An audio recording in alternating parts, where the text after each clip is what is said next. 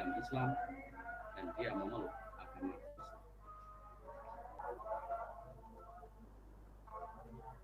Seperti dalam ungkapan, dia datang dari,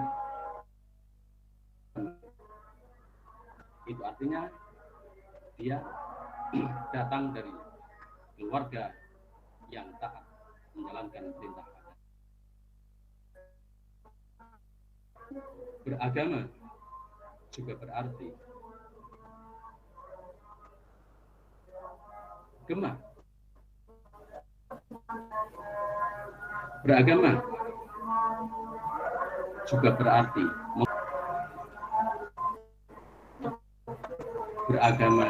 beragamakan harta. Berarti dia telah memuja-muja harta. Para peserta yang saya banggakan, yang saya hormati. Maka dalam mengamalkan isi ajaran agama secara modern,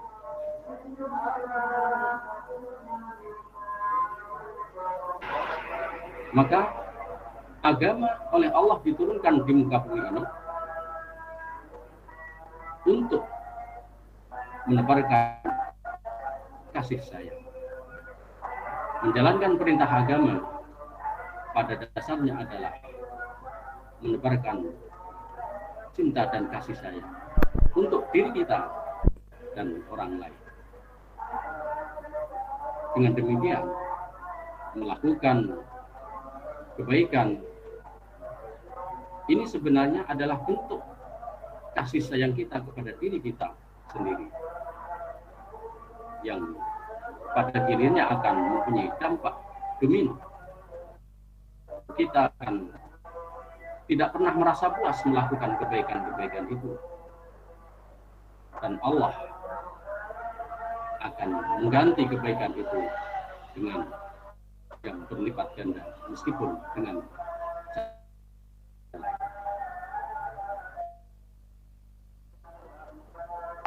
agama diturunkan bukan untuk menyeragamkan keberagaman. Bagaimana kita mengamalkan agama ini di tengah keberagaman ini secara arif dan bijaksana.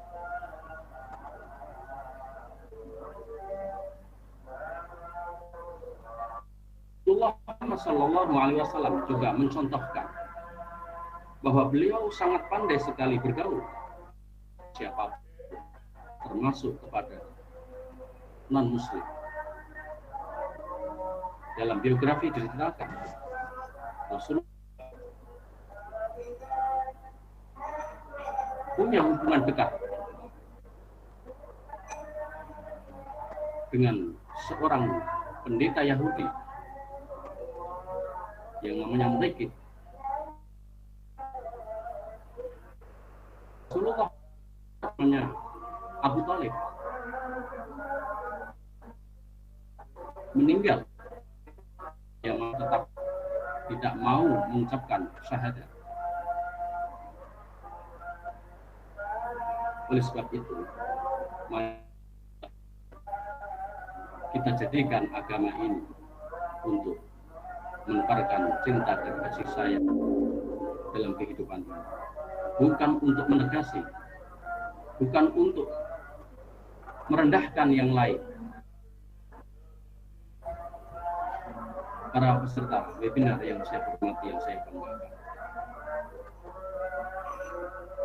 dengan demikian, apa yang menjadi cita-cita luhur para pendahulu kita, para pendiri bangsa ini, founding father, ada yang membantah, hendaknya tidak disebut founding fathers, karena ternyata ada 3 tokoh wanita yang ikut andil dalam persiapan kemerdekaan Republik Indonesia. Ada founding mothers.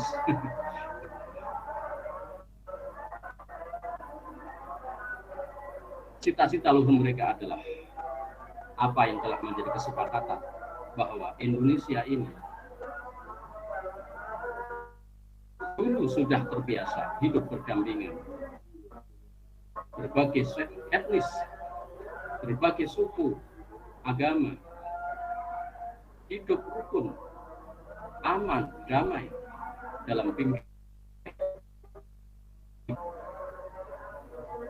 berbeda-beda, tapi tetap satu juga. Oleh karenanya, yang mendasari istilah moderasi beragama ini adalah Al-Quran surat Al-Baqarah ayat 1. A'udzubillahi minasyaitonir rajim. Kadzalika ja'alnakum ummatan wasatan litakunu syuhada'a 'alan nas wa yakuna ar-rasulu 'alaikum syahida. Dan demikian aku jadikan kamu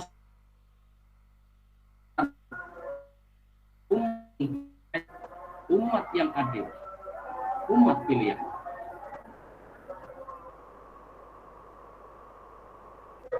Uraikan mempunyai makna keseimbangan. Suatu ketika ada sekelompok pemuda mendatangi Rasulullah Muhammad SAW untuk menunjukkan betapa mereka sungguh-sungguh dalam ibadah sampai tidak mau menikah. Maka Rasulullah memberikan pencerahan kepada para sahabat, yang benar bukan seperti itu.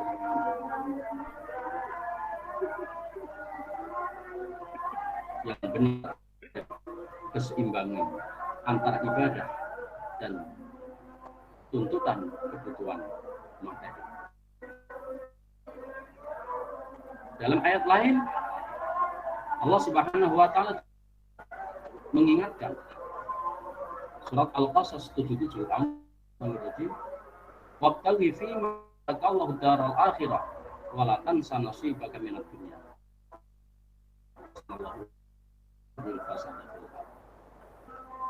Dan carilah di dalam apa yang telah Allah anugerahkan untukmu di negeri akhirat. Tapi jangan lupakan apa yang telah Allah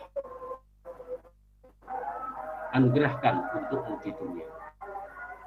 Berbuat baiklah sebagaimana Allah berbuat baik kepada kalian. Para peserta webinar yang saya banggakan,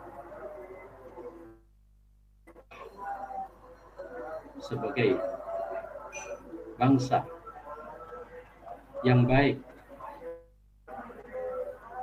kita jadikan keberagaman ini sebagai satu kelebihan yang Allah berikan kepada bangsa ini.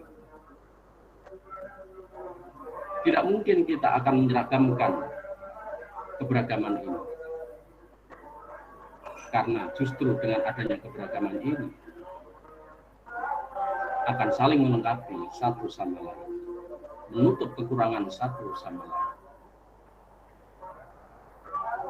Dan kita bangsa Indonesia sudah terbiasa memiliki keyakinan agama yang santun, yang ramah. Oleh karena itu adalah menjadi keprihatinan kita bersama munculnya kelompok-kelompok radikal yang mengancam, namanya sendiri tidak disebut, seperti Mbah Manggun, Imam Ghazali, Al-Jilani. Yang disebut itu kotanya, yang disebut itu negaranya. Karena itu satu kebanggaan, wujud dari rasa cinta dan maka sangatlah aneh negeri ini dianugerahkan oleh Allah Subhanahu wa taala dengan segala kenikmatan dan anugerah. Di sini kita udara segar. Di sini kita belajar dan di sini kita akan mati. Ini adalah rumah kita. Aneh, orang yang tidak menjaga bagaimana rumahnya baik, indah, kokoh, tapi sebaliknya rumahnya sendiri dilempari, rumahnya sendiri didorong, dirobohkan, anggota keluarganya sendiri dilecehkan. Itu aneh. Enggak. Bagaimana kita menjadi generasi-generasi penganut agama yang moderat, penganut agama yang moderat, moderasi agama. Tidak harus atau tidak perlu takut untuk dikatakan tidak militan, tidak sungguh-sungguh, setengah-setengah, tidak serius. Karena pemahaman terhadap agama yang baik akan sangat mempengaruhi bagaimana perilaku sehari-hari, bagaimana menjaga lingkungannya, bagaimana bangsa dan negaranya. Jenengan semua tahu ada lagu yang sangat membangkitkan semangat juang, Ya Latif. Itu lagu yang dikarang oleh ulama zaman dahulu, mencerminkan bagaimana kecintaan beliau kepada tanah air ini. Maka kalau ukur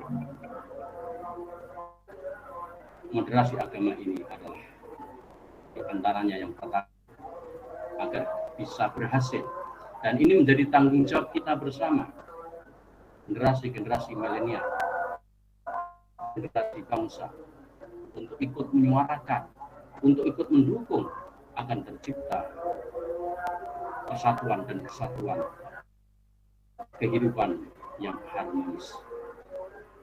Yang pertama adalah kesadaran kita untuk kembali kepada ajaran agama kita yang mengedepankan nilai-nilai kemanusiaan. Dengan nilai kemanusiaan, perbedaan agama yang ada di lingkungan kita, di daerah kita, di negara kita, bukan menjadi penyebab terjadinya kerusuhan, bukan menjadi penyebab terjadinya saling mengejek, bukan menjadi penyebab terjadinya perusakan tempat ibadah, bukan menjadi penyebab terjadinya teror, perusakan, pengeboman, dan sebagainya. Ini sangat kita khawatirkan. Yang kedua adalah adanya kesepakatan bersama bahwa negeri ini dibangun atas kesepakatan. Maka gerakan-gerakan radikalisme itu lupa atau sengaja menutup kesepakatan yang telah dibangun oleh para pendahulu kita, bahwa bangsa Indonesia ini berdiri di atas kesepakatan dengan dasar-dasar negara, 4 pilar kebangsaan, Negara Kesatuan Republik Indonesia, Undang-Undang Dasar 45, Pancasila, dan Bhinneka Tunggal Ika. Ini harus kita terus sampaikan kepada generasi mengenai pentingnya 4 pilar kebangsaan ini. Dan kita harus menjadi contoh para pemuda-pemuda, remaja-remaja yang kebetulan masih diberi kesempatan ada di bangku pendidikan Dan yang terakhir adalah upaya kita untuk menjaga ketertiban. Insya Allah dengan 3 hal ini, apa yang menjadi istilah adanya moderasi beragama secara mudarat, insya Allah bisa terwujud. Amin ya rabbal alamin. Mungkin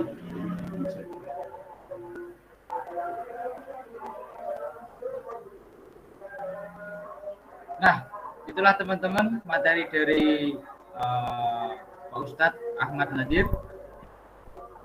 Sangat menarik sekali dan tentunya materi ini sangat bermanfaat bagi kehidupan kita sehari-hari. Nah, bagi teman-teman yang ingin menyimpulkan, silakan disimpulkan, karena kesimpulan yang saya dapat dan kesimpulan yang teman-teman dapat itu tentu jelas berbeda. Ya, tentu jelas berbeda. Jadi saya tidak berani menyimpulkan apa yang saya tangkap mengenai kajian yang malam hari ini disampaikan oleh beliau. Jadi teman-teman bisa menyimpulkan sendiri apa itu yang diartikan dari moderasi beragama di masyarakat yang modern. Nah, mungkin itu. Selanjutnya kita akan beranjak ke sesi tanya jawab, teman-teman. Ya, kita akan beranjak ke sesi tanya jawab. Kita akan mulai dengan 3 penanya. Dan dari 3 penanya itu nantinya dari panitia akan memberikan door prize juga. Nah, door prize-nya apa? Nanti bisa disimak di dalam grup ya. Nah, silakan pertanyaan bisa dibuka dari sekarang. Bisa raise hand, buka mutenya, berbicara, atau dengan chat di kolom komentar. Pertanyaan dibuka, silakan bagi yang mau bertanya.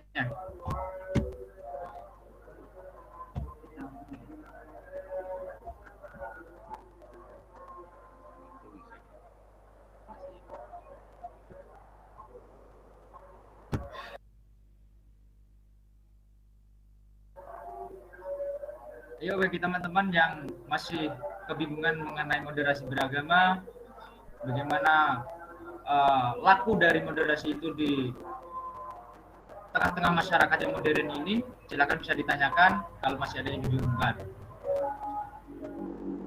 Ya, pepatah mengatakan kalau malu bertanya akan sesat di jalan.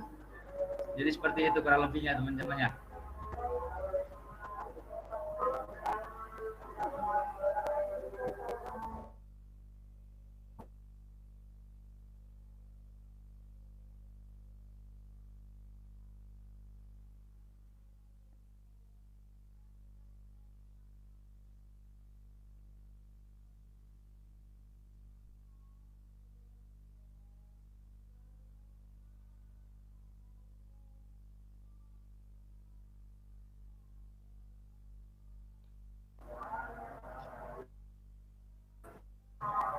Dua menit ya, 2 menit kita kasih waktu untuk menuliskan pertanyaan bagi yang mau bertanya.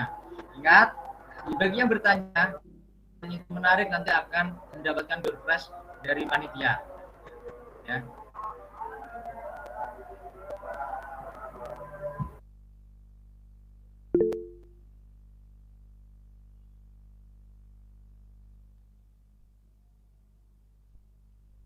Oke, ini ada satu penanya.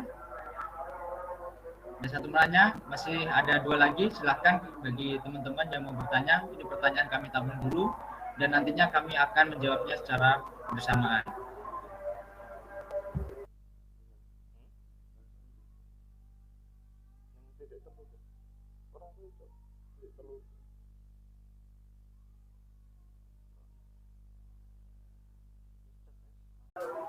membantu menolong teman kita, sahabat kita, tetangga kita, lingkungan kita yang melakukan hal-hal yang menyimpang seperti itu dengan cara yang pelak, dengan cara-cara yang penuh kasih sayang.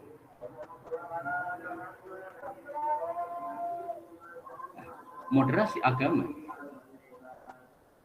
Nah, dari pertanyaan yang Mas Soleh tanyakan untuk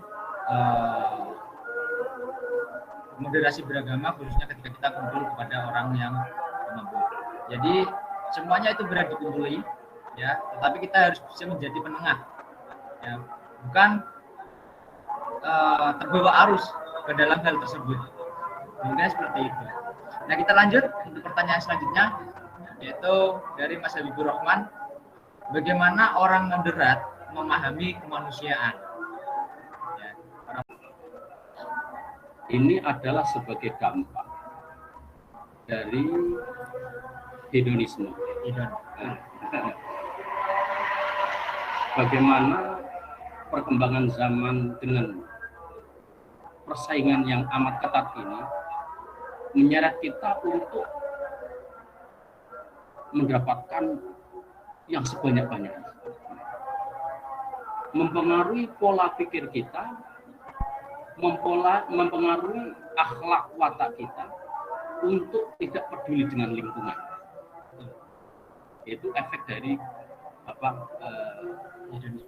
hedonisme atau global, ya. Maka moderasi agama ini merupakan solusi yang paling tepat ketika orang bisa memahami esensi ajaran agama dengan baik. Maka perlahan permasalahan individualisme dan egoisme ini akan bisa kita atasi, karena dampak positif dari adanya moderasi agama ini adalah kita diajak untuk peduli dengan lingkungan, peduli dengan masyarakat, peduli dengan nasib orang lain, peduli dengan kelompok-kelompok lain, peduli dengan kaum minoritas, peduli dengan bangsa kita, negara kita, peduli dengan orang-orang yang kurang beruntung di antara kita. Ini dampak dari pengertian moderasi agama. Karena moderasi agama ini memberikan pemahaman kepada kita, jadi moderasi itu tadi saya sebutkan adalah wasatiyah atau tawassut, tengah-tengah dalam Al-Quran disebutkan wa kadzalika ja'alnakum ummatan wasatan, demikianlah kamu saya jadikan sebagai umat pilihan, umat yang baik.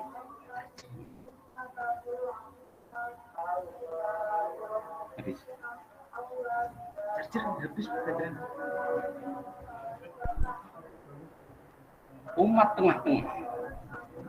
Ya. ada catatannya.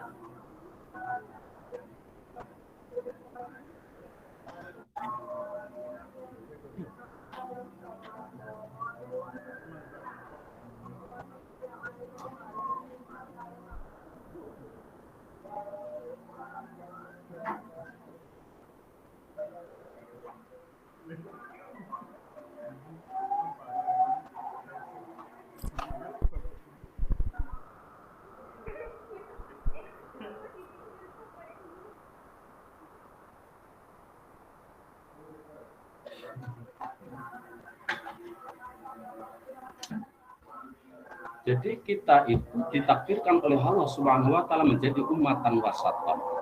Umat yang tengah-tengah, umat yang pilihan. Umat pilihan itu umat yang terbaik.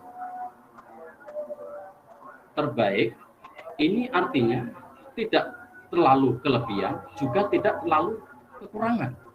Contoh ada istilah orang ini dermawan.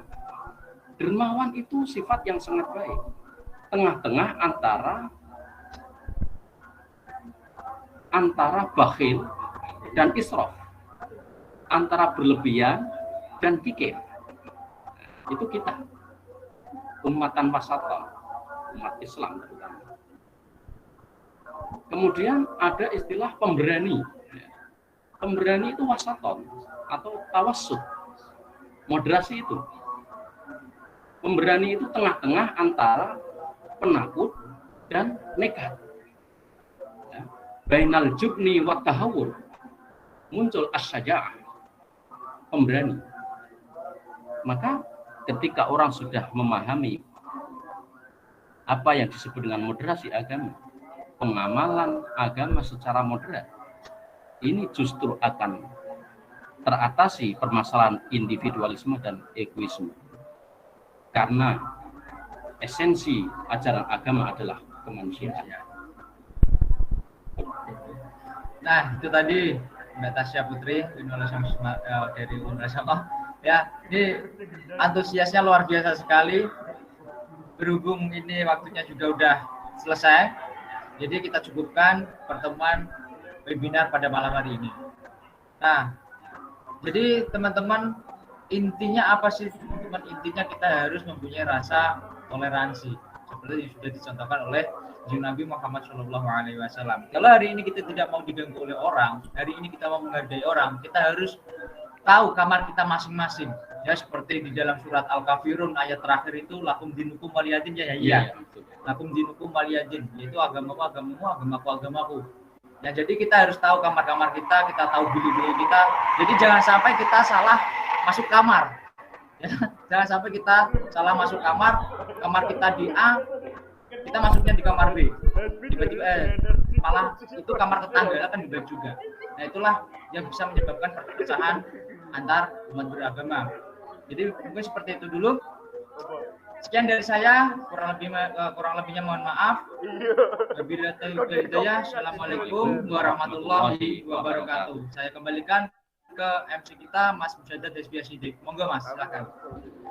Waalaikumsalam warahmatullahi wabarakatuh.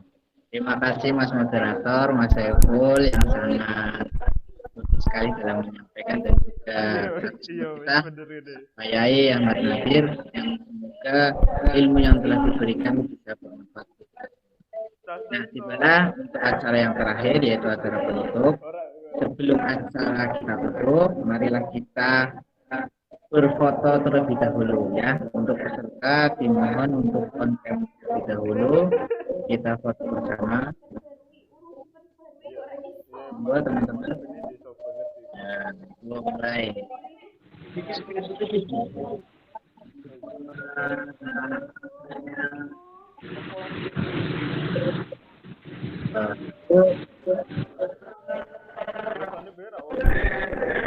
Mulai ya.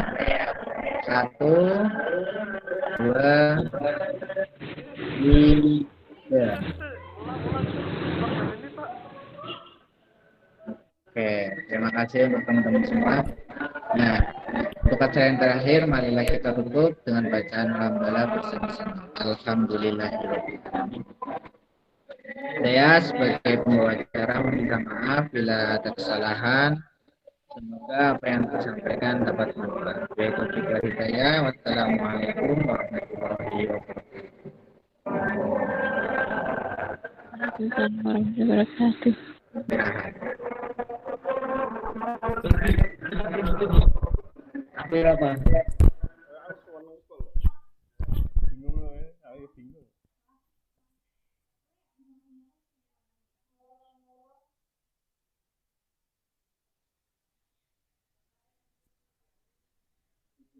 Ya, untuk teman-teman KKN jangan lihat dulu, ada beritahuan dari